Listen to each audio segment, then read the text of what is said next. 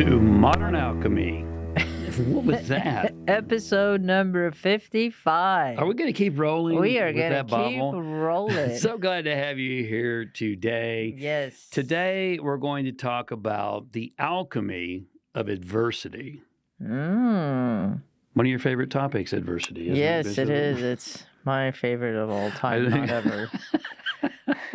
I think you're kind of well versed in adversity. Yes, I am. Fortunately and unfortunately. You know, someone said to me once, James, you look really good given all you've been through. And I would say the same thing to you, Bersabeh. You look thank really you. good. Thank you so much.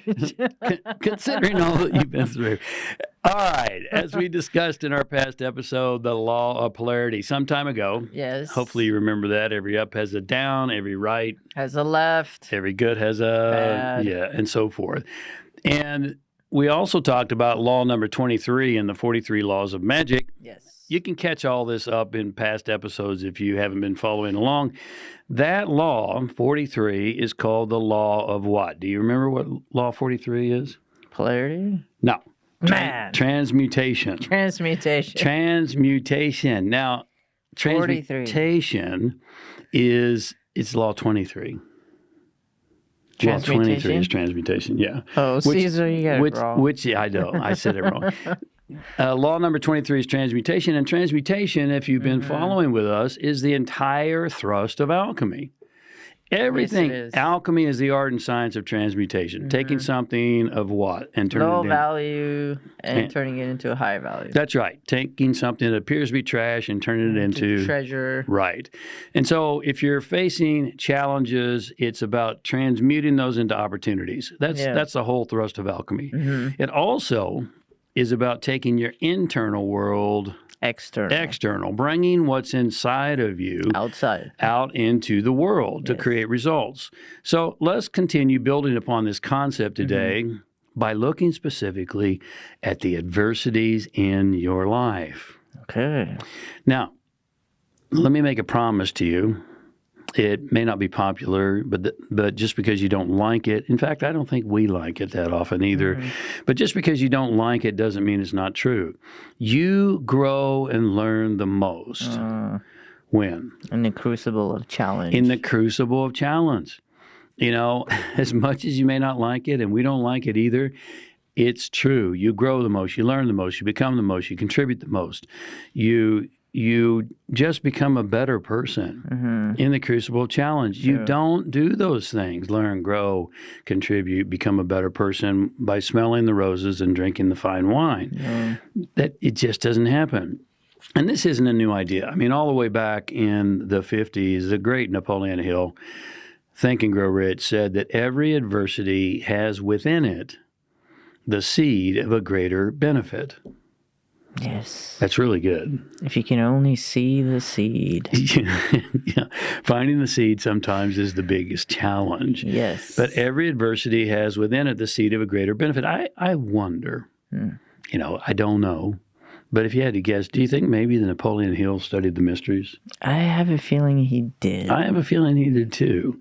You know, we find that finding this seed, as Bersabeh called it, or understanding this benefit is not often easy. No.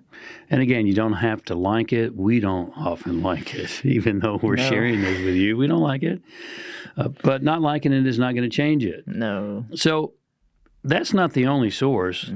It's not the only source. If we go to another source, we can look at the law of thermodynamics. The second law of thermodynamics states what, Bersabeh? Increasing energy. That's pretty close. I'm kind of impressed. I thought you would say to the moon. I'm saving to the moon. To the moon is her almost always response when she doesn't know what the answer is.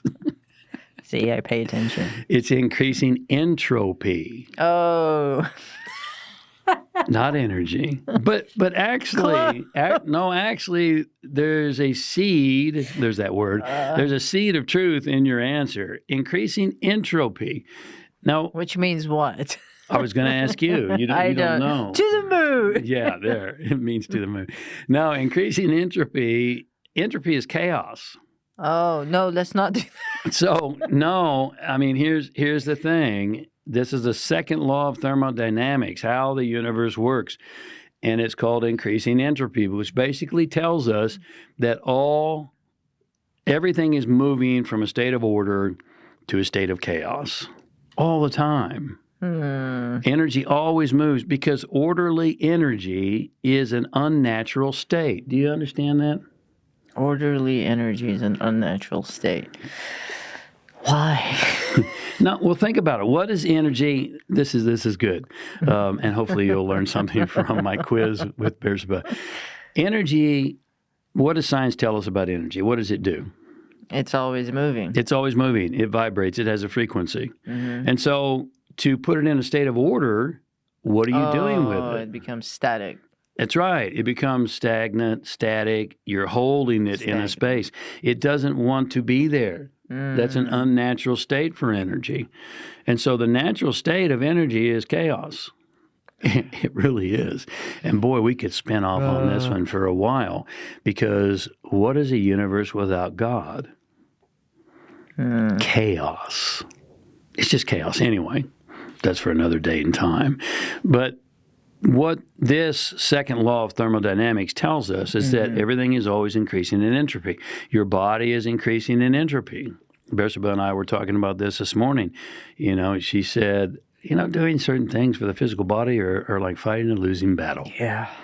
And I said, yes, everything physical is fighting a losing battle. Building a business, putting on facial creams, working out. Shaving. That's a losing battle. I'm just saying, that was a conversation. Shaving is a losing battle. I wasn't going to disclose that, Well, but since you already have, okay. So yeah, it's cutting your hair. It's a losing battle. Yeah. It's going to always grow back. It's always going to grow out. It's Just always let it going to go. go back to chaos and not look orderly. So, but that doesn't mean you don't do it. You still do it. Even though you realize it's a losing battle, you still do it. You build a business, even though that energy's got to flow and it's got to move. And the bigger the business you build, the more challenges you're going to be confronted with. Getting into a relationship. How many people say, oh, I want to get into a relationship. I'm going to be so happy and so fulfilled. Getting into a relationship is a losing battle, okay? Oh, come on now. Well, it's challenging, it isn't is. it? At first, yes, it is challenging. It's challenging. It's wonderful. It's absolutely nice wonderful. Nice save. No, it is. You and I know it is. Yeah. And yet it's challenging. Yes. Because you think, It takes a lot of work. It takes a lot of work. So we're really off on a tangent here. But, Yes, we are. But here's what law of entropy, let's come back to this because this is important. When you grasp this, increasing entropy basically tells us, listen up, that all forms of energy are derived from the destruction of some previously existing physical or energetic structure. Do you get that? I think so. So all creation comes from Destruction.